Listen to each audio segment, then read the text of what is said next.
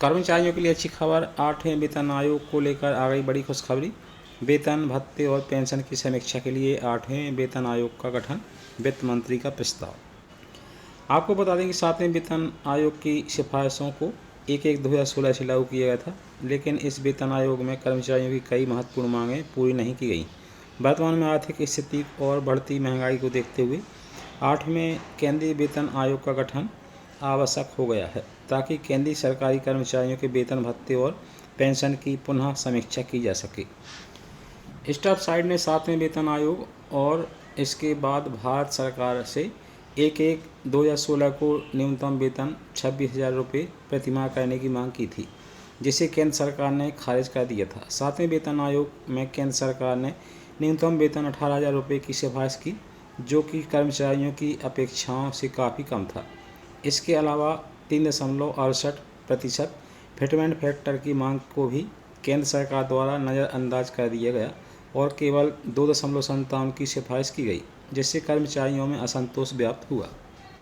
7वें वेतन आयोग की प्रतिकूल सिफारिशों से नाराज होकर राष्ट्रीय परिषद (JCM) के घटक संगठनों ने न्यूनतम वेतन और फिटमेंट फैक्टर की समीक्षा की मांग के साथ सरकार को हड़ताल की नोटिस दी। सरकार ने श्री राजनाथ सिंह, गृह मंत्री स्वर्गीय अरुण जेटली, तत्कालीन वित्त मंत्री श्री सुरेश प्रभु, तत्कालीन रेल मंत्री और श्री मनोज सिन्हा, तत्कालीन रेल मंत्री की अध्यक्षता में मंत्रियों की एक समिति बनाई ताकि स्टाफ साइड के साथ बातचीत की जा सके।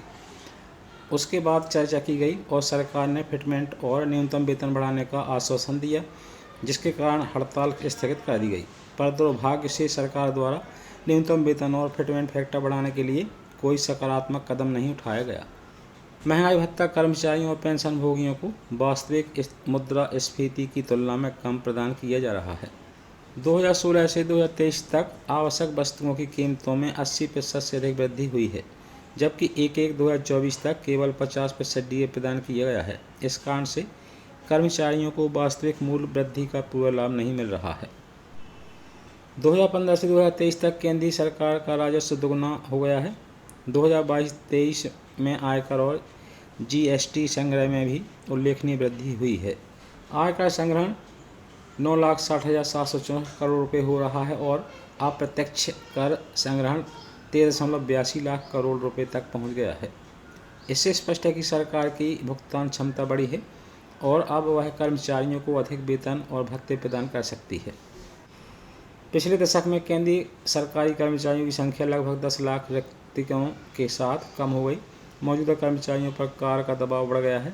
2020-21 में केंद्रीय सरकारी कर्मचारियों के वेतन और भत्तों पर खर्च कुल राजस्व व्यय का केवल 7.29% था, जबकि पेंशन भोगियों पर खर्च लगभग 4% था। स्टाफ साइड के सचिव मिश्रा जी ने कहा है कि आज की बदलती आर्थिक परिस्थितियों और महंगाई को ध्यान में रखते हुए 8वें वेतन आयोग का गठन अत्यंत आवश्यक हो गया है। इस आयोग द्वारा वेतन भत्ते और पेंशन की समीक्षा कर कर्मचारियों की आर्थिक स्थिति को बेहतर बनाया जा सकता है। यह न केवल कर्मचारियों के जीवन स्तर को ऊंचा उठाएगा, बल्कि उन्हें अपने कार्यों के प्रति अधिक प्रेरित करेगा।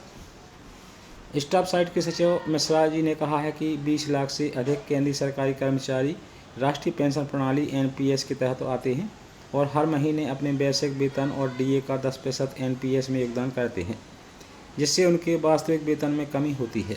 सरकार ने अब तक NPS को ख़त्म करने और CCM पेंशन नियम 1972 के तहत पेंशन बहाल करने की मांग को स्वीकार नहीं किया है।